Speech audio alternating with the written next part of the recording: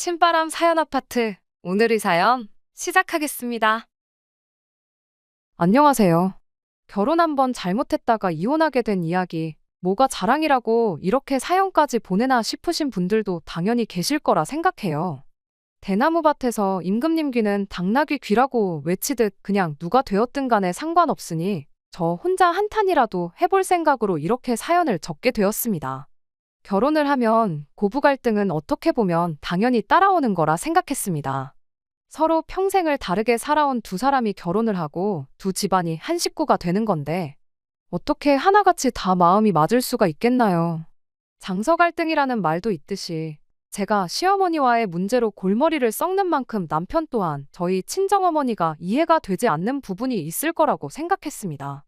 서로 다른 두 집안이 결혼하는 것인 만큼 그 정도 의견 차이는 당연히 겪을 수도 있는 일이라고 생각했지요. 평생을 저희 할머니한테 당하고만 사신 저희 어머니도 아버지랑 아직도 잘 살고 계시는데 익숙해지면 괜찮을 거라 생각했고 모든 건 시간이 해결해 줄 문제라고 생각했어요. 그만큼 제가 이혼이라는 결정을 내리게 된 게 그냥 하루 만에 결정한 것이 아니고 견딜 만큼 견디고 버틸 만큼 버티다 내린 결정이라는 걸 알아주셨으면 합니다. 남편과는 중매 결혼을 했다고 표현하는 게 제일 맞는 것 같네요. 사실 저는 결혼하는 데 있어서 서로 사랑하는 마음이 가장 중요하겠지만 그 사랑이란 게 안정적인 기반에서 나오는 거라 생각했어요. 제가 조건 따져가며 남편 골라서 시집갈 만큼 잘난 사람은 아닙니다. 그저 결혼할 때 있어서 양가 형편이 비슷하고 두 사람 벌이도 비슷한 사람들끼리 결혼하는 게 가장 행복할 것이라는 생각이었어요. 어느 한쪽 기우는지 법고 서로 비슷한 조건이라면 결혼 후에 이런저런 이야기가 나올 일도 없을 거라 생각했죠.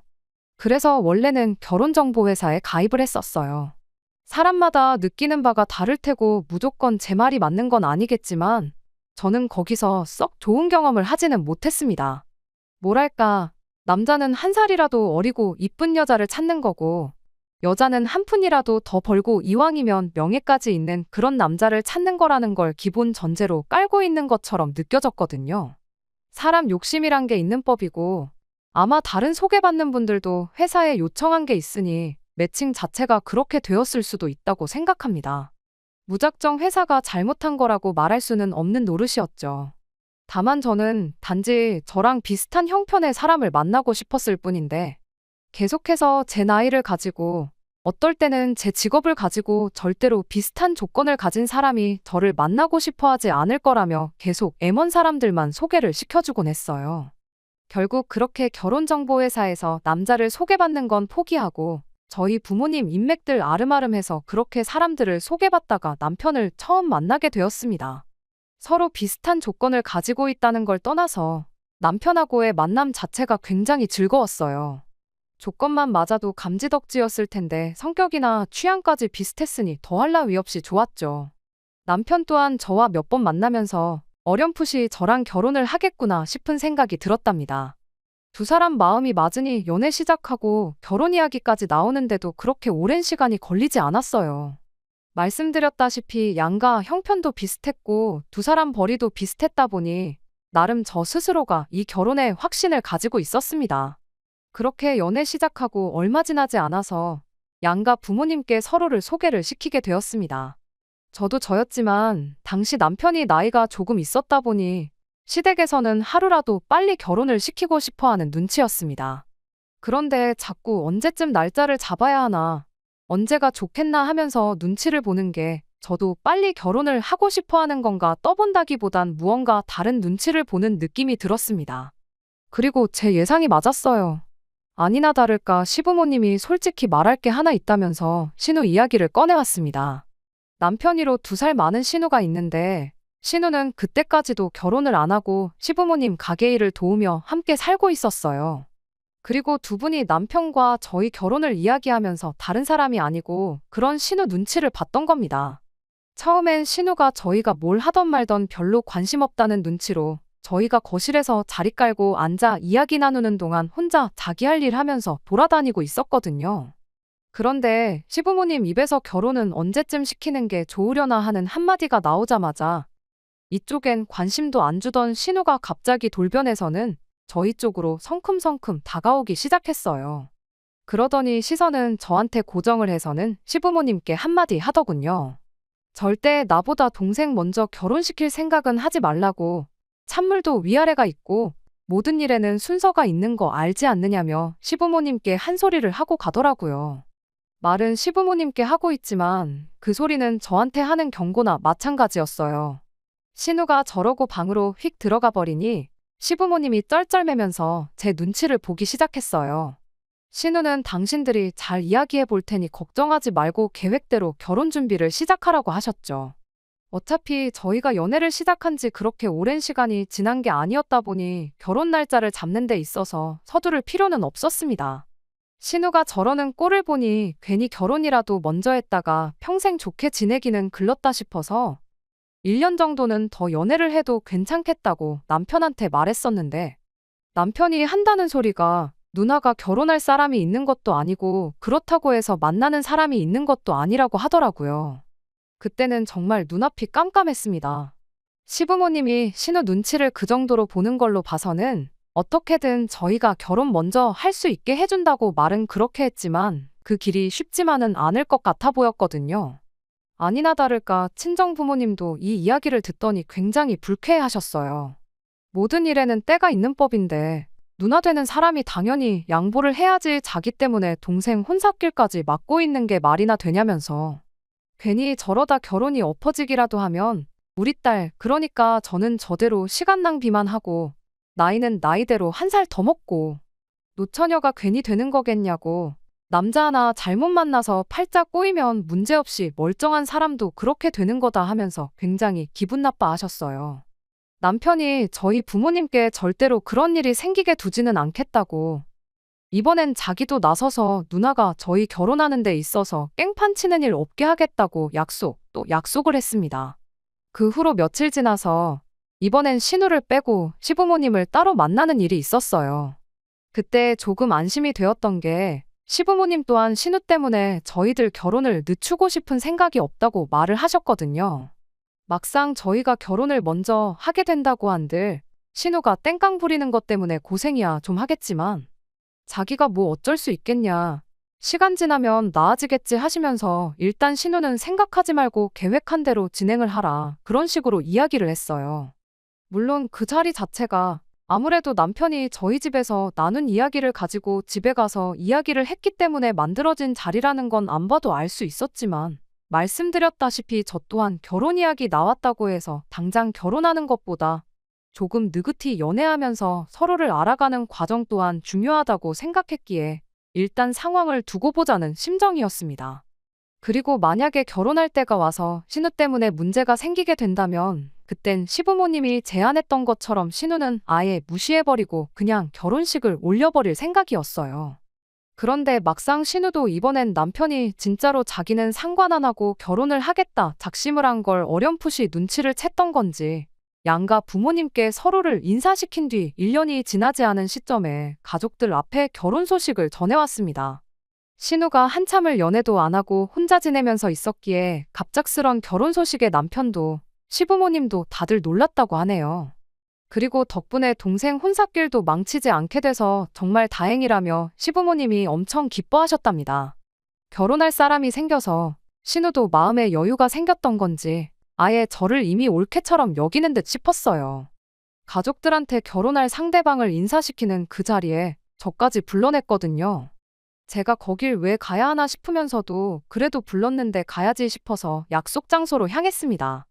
남편과 시부모님이 먼저 자리에 도착해 있었고 그리고 나서 제가 도착을 했고요.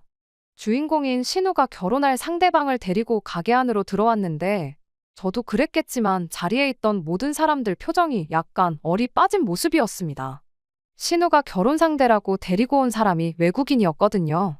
키도 거의 190은 되어 보였고 덩치도 엄청 좋았어요. 연갈색 머리가 듬성듬성 섞인 금발에 수염까지 덥수룩한 게 약간 어딘가 군인 같다는 인상도 받았어요. 자신을 미국에서 왔다고 소개한 그 사람은 처음 한국에 원어민 강사 일을 하려고 들어왔다가 본격적으로 학원 사업을 하면 좋겠다 싶어 그렇게 한국에 눌러앉게 되었다며 자신을 소개했습니다. 어설프긴 하지만 의사소통이 문제없이 가능할 만큼 한국말에도 능통한 사람이었습니다. 약간 험상궂다고 표현해도 어색한 점 하나 없는 첫 인상이었지만 나름 한국말로 농담도 하면서 대화를 주도적으로 이끌어 나가려고 하는 게 인상과는 다르게 노력도 많이 하고 부침성도 좋은 사람이구나 싶었어요. 내심, 시부모님도 신우가 혹시 어디서 개차반 같은 사람을 데려와서 결혼하겠다고 드는 건 줄 알고 걱정하셨던 것 같은데 데려온 상대가 금갈색 머리 외국인인 부분에 대해서는 조금 당황스러워 보이긴 했지만 몇 마디 나눠보고 이내 마음에 들어하는 듯한 눈치셨습니다. 외국인이지만 어느 정도 의사소통도 되고 학원 사업을 준비 중이라니 능력도 있는 사람처럼 보였을 테니까요. 그런데 이야기를 나누다 보니 결혼은 신우 혼자만의 생각이었다는 걸 알게 되었어요. 문화가 다른 만큼 생각하는 것도 다르긴 다르구나 싶었던 게 그 사람은 당장 결혼을 하겠다는 게 아니고 일단 신우랑 같이 동거를 할 생각이라는 말을 전해왔지요. 그건 좀 충격적이었네요.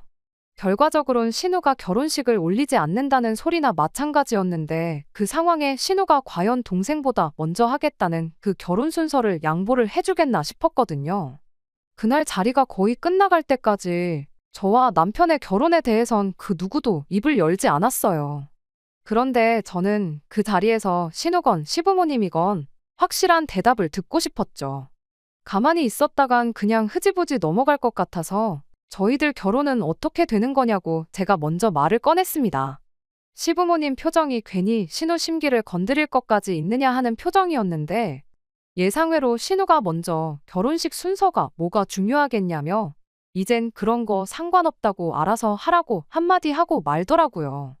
그래서 내친 김에 저희도 그럼 그렇게 알고 결혼식 날짜부터 잡겠다고 이야기하고 자리는 좋게 좋게 마무리가 되었지요.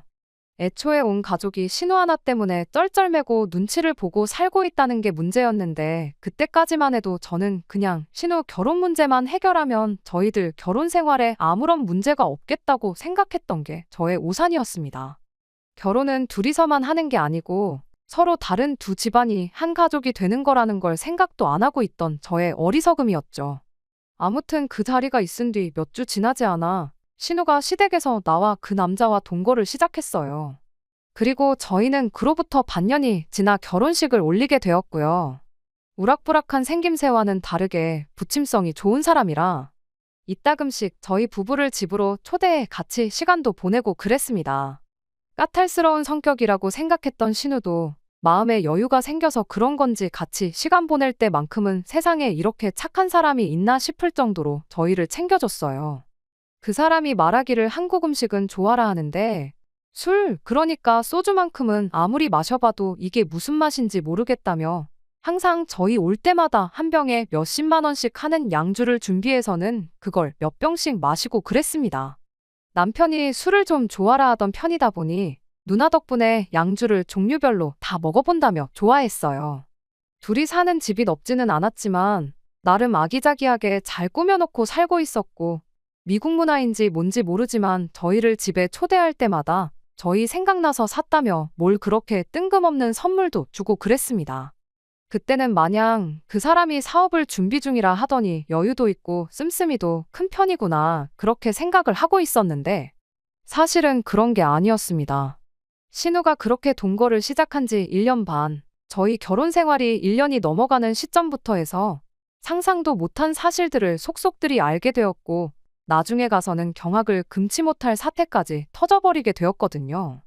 그렇게 긴 시간도 아닌데 세상 사이 좋아 보이던 신우와 그 남자가 시간이 흐르면서 점점 사이도 안 좋아지기 시작했던 게 문제였어요. 사실 저는 어느 정도 이런 날이 올 수도 있겠구나 예상은 하고 있었어요. 남자는 동거 이야기를 꺼냈는데 신우는 결혼을 생각하고 있었잖아요. 둘이 목표하는 바가 달랐다 보니 누가 먼저든 간에 언제쯤부터는 불협화음이 생기진 않을까 그런 생각이 들었거든요. 그런데 진짜 문제는 결혼과 동거에서 나오는 의견 차이 같은 사소한 게 아니었어요. 언젠가부터 두 사람이 저희를 집으로 초대하는 수가 부쩍 줄어들게 되었고 시간이 지남에 따라 만나기는커녕 아예 연락조차 자주 할 일이 없어졌습니다.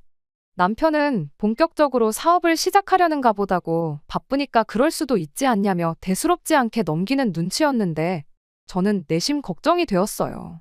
아니나 다를까 하루는 난데없이 신우가 저희 집에 찾아온 날이 있었어요.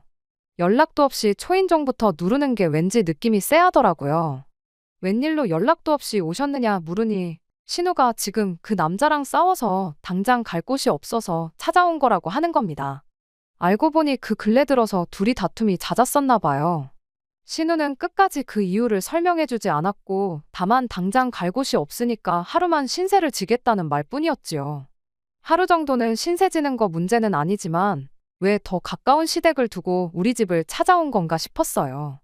오갈 곳이 없다는데 나름의 이유가 있겠거니 싶어서 딱히 별다른 말을 하지는 않았습니다. 그렇다고 우리 집은 안 된다고 내쫓아버릴 수도 없는 노릇이었으니까요. 문제는 그날 이후로 시작되었습니다. 처음 저희 집에 재워준 그 날을 기점으로 신우가 거의 일주일에 한 번꼴로 하루만 신세지자고 계속해서 찾아오기 시작했거든요. 한참 심했을 때는 일주일에 3번도 왔던 적이 있어요. 뭘 어떻게 다투길래 허구한 날 집을 뛰쳐나오나 싶었고 남편도 누나 성질머리가 저래서 집을 나오는 거라고 대수롭지 않게 여겼었는데 하루는 그냥 두고 볼 수가 없을 정도로 몰골을 한 신우가 짐까지 싸들고 저희 집에 찾아온 거예요. 눈탱이가 시퍼렇게 멍들어서 아주 잘 익은 왕밤처럼 되어 있더라고요. 둘이 말다툼을 하다가 결국 그 남자가 힘으로 신우를 제압했었나 봐요. 남자고 여자고를 떠나서 같은 남자라도 잘못 걸리면 뼈도 못 추릴 것 같은 덩치를 가진 사람이었는데 신우가 상대가 되었겠나요? 신우 몰골을 보아하니 그간 신우랑 관계가 어쨌건 간에 걱정부터 되더라고요. 이거 경찰부터 불러야 되는 거 아니냐 했는데 신우가 호들갑 떨지 말라고 경찰 부를 정도의 일이었으면 자기가 진작에 불렀을 거라며 저를 딱 막아서더군요. 아니나 다를까 다음날 그 남자가 우리 집에 신우를 데리러 왔어요. 그 어설픈 한국어로 어눌하게 이것 참 미안하게 됐습니다 한마디 하는 게 왠지 모르게 빈정거리는 느낌이 들더라고요. 아무튼 그렇게 신우를 데려가는데 남편이 암만 자기 누나랑 사이가 안 좋았어도 그래도 가족이고 그래도 누난데 자기 누나를 저렇게 만든 그 인간이 마음에 안 들었나 봐요. 하지만 그렇다고 뭐 남편이라고 해서 상대가 되었겠나요? 남편을 2개는 합쳐놓아야지 그 사람 1명분 될까 말까였는데 남편이 할 말은 많아 보였지만 누나가 괜찮다니까 그냥 참는 것 같더라고요. 저도 남편한테 아서라고 한마디 했어요. 여자도 저렇게 묵사발을 만들어 놓는 사람이 당신이라고 못 패겠냐고 일단은 가만히 있어 보라고 남편을 말렸어요. 둘이 부부는 아니지만 동거하면 뭐 부부나 다름없잖아요.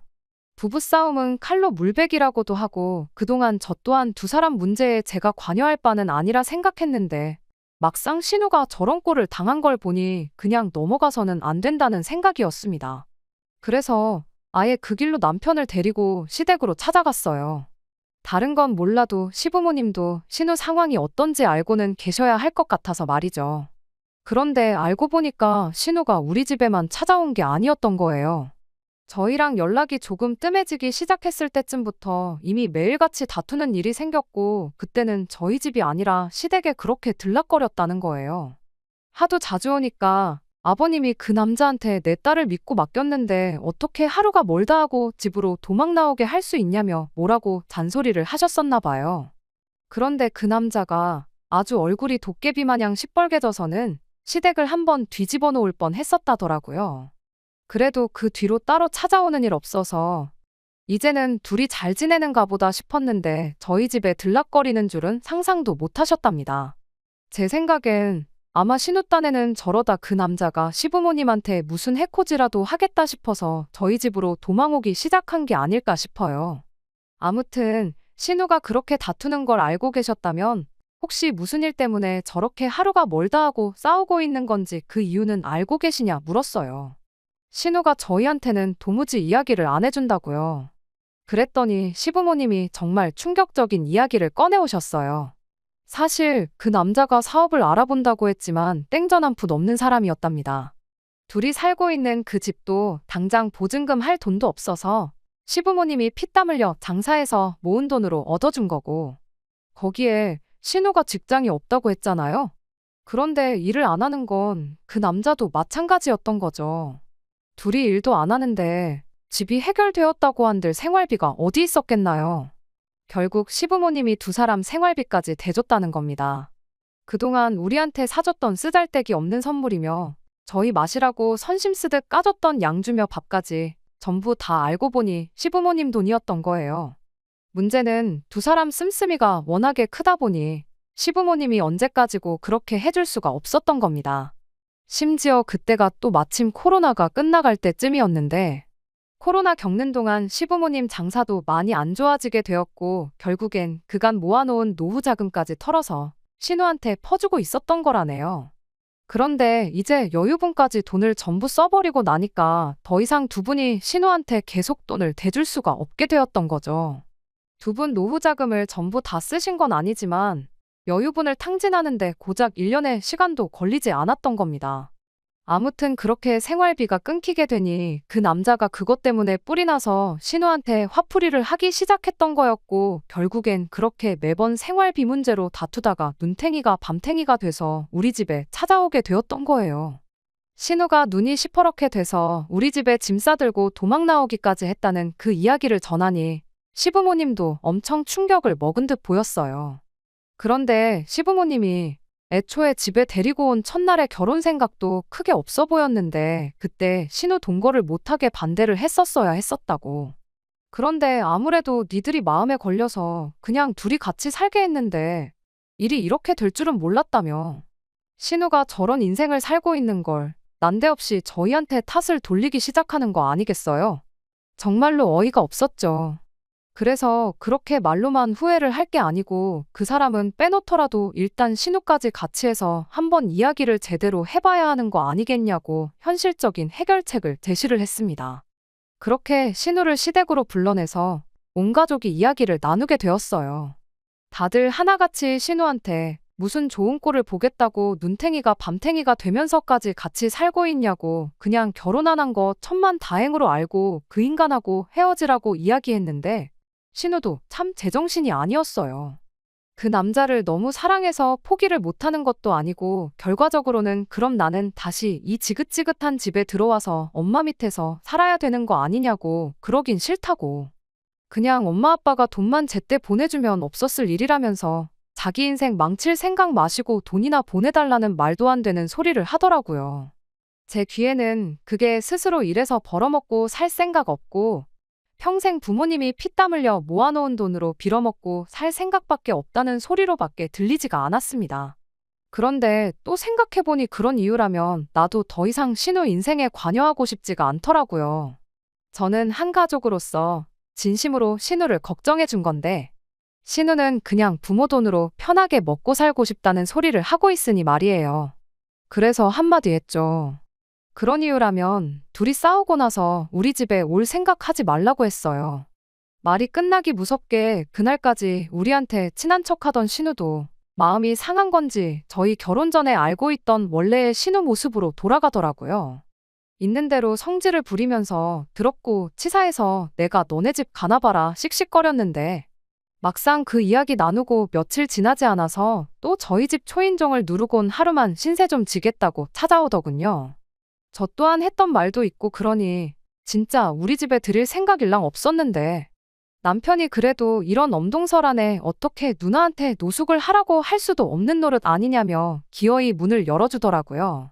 그래서 신우한테 염치 좀 챙기라는 식으로 한마디 꺼냈는데 신우도 그때 와서는 시부모님이랑 똑같은 말을 하더군요. 니들 때문에 남자 하나 잘못 만나서 내 인생이 꼬였다니 어쩌니 하면서요. 아니 누가 결혼하라고 동거하라고 등 떠밀었냐? 어차피 형님이 그 남자랑 동거 안 했어도 형님 무시하고 우리끼리 알아서 결혼식 올릴 생각이었다고요. 그렇게 신우랑 언성을 높이고 있으니 남편도 눈치를 챙긴 건지 거기선 그걸 우리 탓을 하면 어떡하냐고 하면서 제 편을 들어주긴 하더라고요. 제가 신우한테 어떻게든 부모님 돈으로 편하게 먹고 살 생각은 그만하고 그 사람하고 정리하고 직장을 구하라고 이미 보증금 들어가 있는데 시댁으로 돌아갈 필요도 없는 거 아니냐. 당장 생활비는 더 나가겠지만 형님이 직장 구해서 그 남자랑 헤어지기만 하면 끝나는 문제다. 다시 한번 강하게 제 생각을 이야기해줬더니 신우는 제 말을 들을 생각은 안 하고 기어이 울음을 터뜨리더라고요.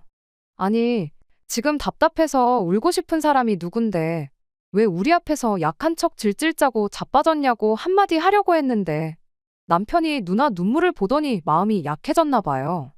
그 길로 지 누나한테 달려가선 울긴 왜 우냐며 누나를 달래주더라고요. 그러더니 결국 나한테 너무하다고 누나가 그래도 의지할 곳이 우리밖에 없어서 찾아온 건데 그렇게 매정하게 굴 필요가 있냐며 뭐라고 할 게 아니라 우리가 방법을 찾아보자며 누나 편을 드는 거예요. 그리고 나서 남편이 신우를 방에 데리고 가서는 둘이 이러쿵저러쿵 무슨 이야기를 나누더라고요. 한참 그러고 있다 나오더니 남편 하는 말이 일단 우리가 할 수 있는 건 누나한테 직접적으로 돈을 줄 수는 없지만 돈을 벌 방법 정도는 대신 알아봐 줄 수 있지 않냐며. 일단 수입이 생기면 둘이 이렇게 싸우는 일은 없지 않겠냐. 둘이 잘 지내는 거 직접 봐서 알지 않느냐고 저를 설득하더라고요. 그래서 나는 빠질 테니 알아서 하라고 한마디 해줬어요. 며칠 지나서 남편이 이래저래 해서 어떻게 과외자리를 알아왔나 보더라고요. 전단지 만들어다 여기저기 붙이고 당근에도 올리고 하면서요. 당장 누나도 그렇고 그 사람도 그렇고 직장 구해서 일할 생각은 없어 보이지만 과외자리면 하루 한두 시간 짬만 내면 되는 거니 문제 없을 거라고. 그리고 원어민이니만큼 페이도 세서 조금만 해도 웬만한 사람들 월급만큼은 벌겠다고 하면서 최대한 이런 식으로라도 도와주자는 소리를 하더라고요.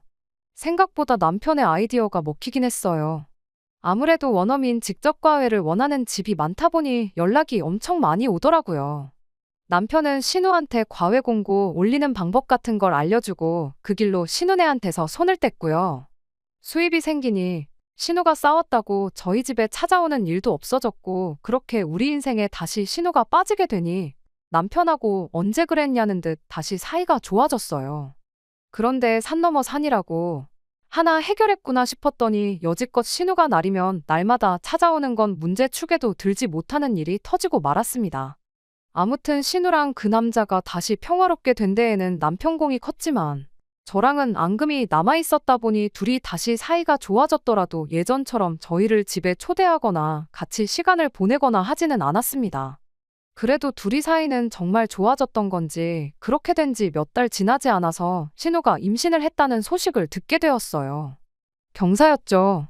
시부모님도 이젠 아이가 생겼으니 그 남자도 동거를 끝내고 결혼을 하자고 들지 않겠나 나름 그런 기대를 하셨나 봐요.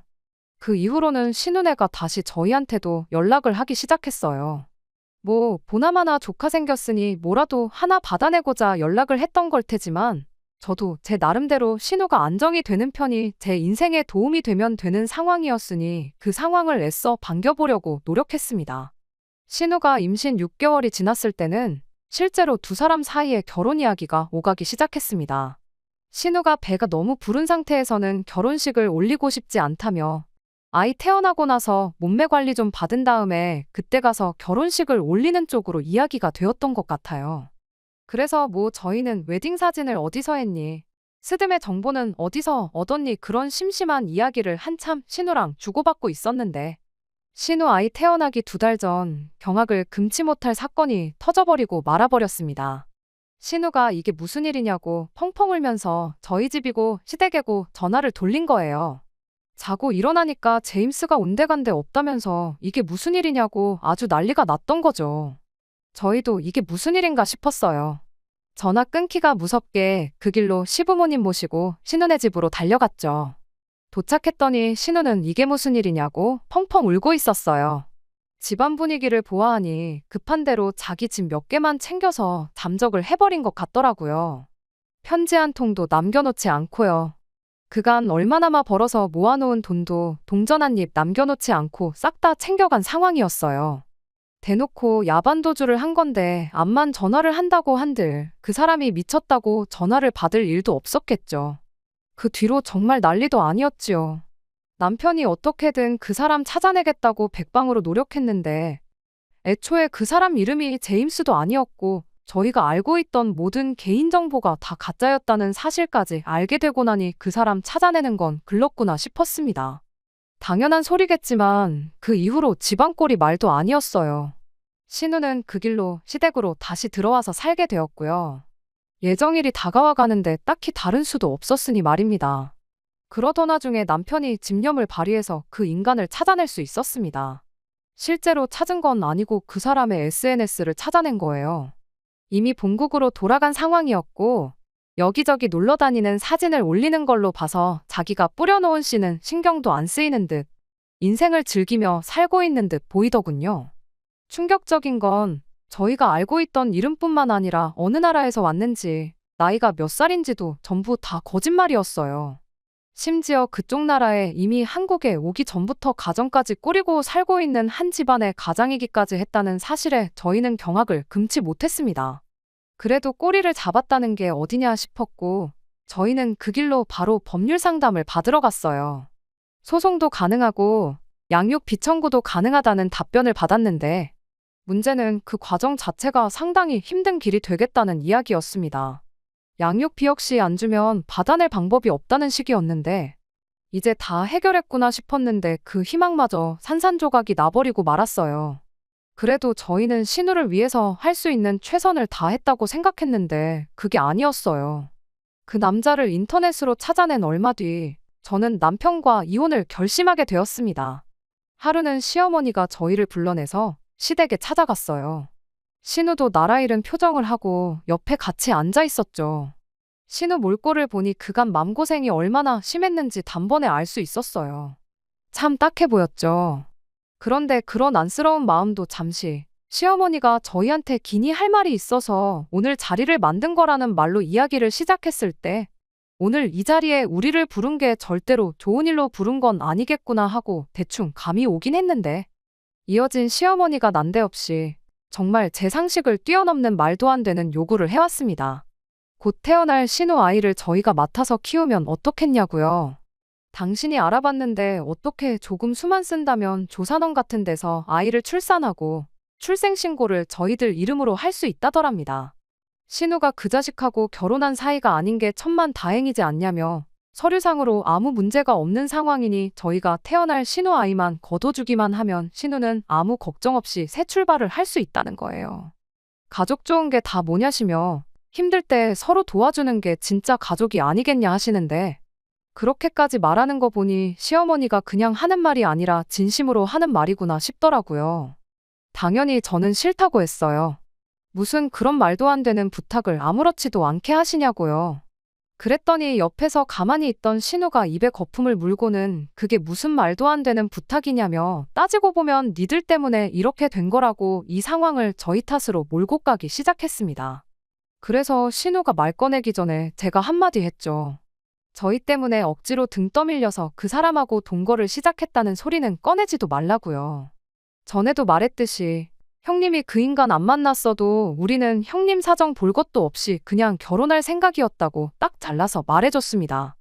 그랬더니 이번엔 가만뒀으면 그 인간하고 헤어졌을 건데 니들이 오지랖 부려서 일자리도 구해주고 그러는 바람에 다시 사이가 좋아져서 아이가 생긴 거 아니겠냐며 그거에 대한 책임을 지라는 말도 안 되는 주장을 펼치더라고요.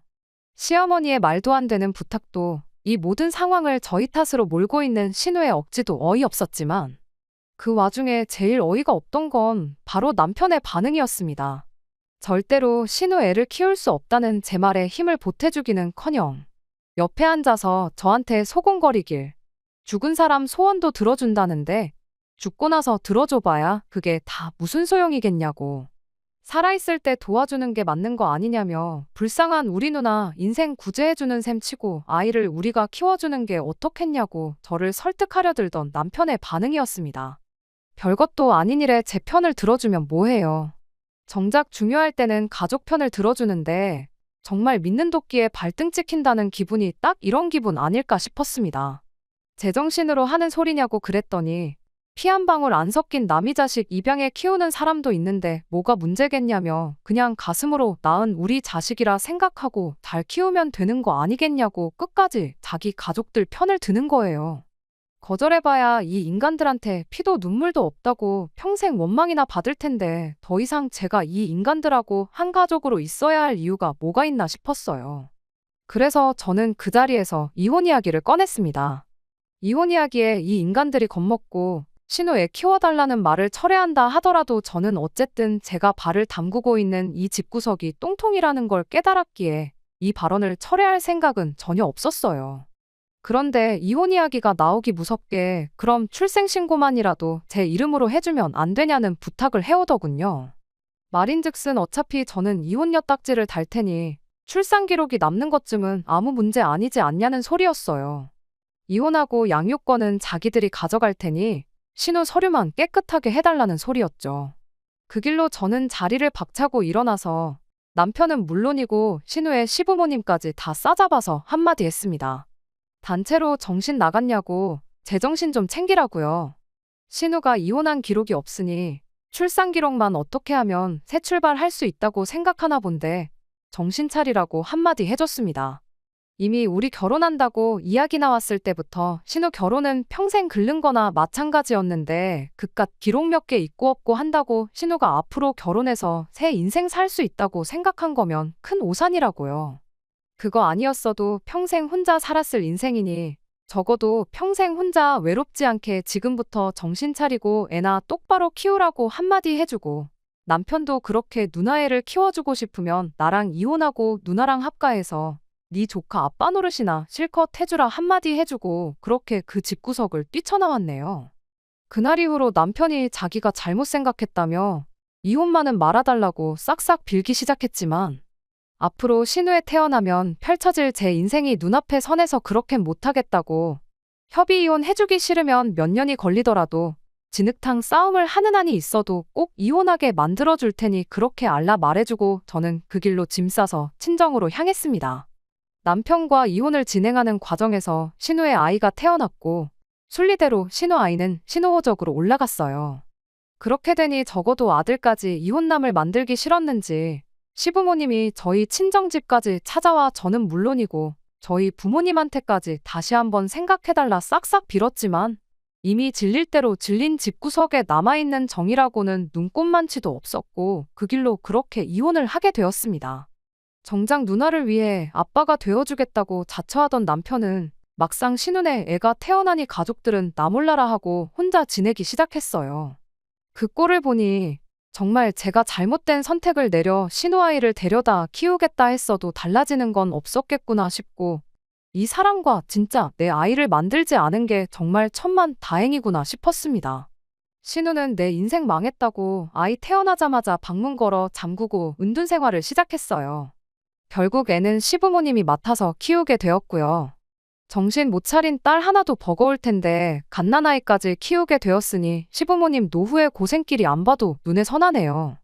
다른 건 몰라도 쓸데없는 정에 휩쓸리지 않고 빠르게 이혼을 결심한 제 선택이 정말 잘했다는 생각뿐이고 결국 이혼녀가 되긴 했지만 저야말로 제게 찾아온 두 번째 기회를 날려먹지 않게 항상 최선을 다해서 살아야겠다는 생각뿐입니다. 끝까지 들어주셔서 감사합니다. 오늘의 사연은 여기까지입니다. 구독과 좋아요, 알람 설정 부탁드리고 더 좋은 사연으로 다시 찾아뵙겠습니다. 감사합니다.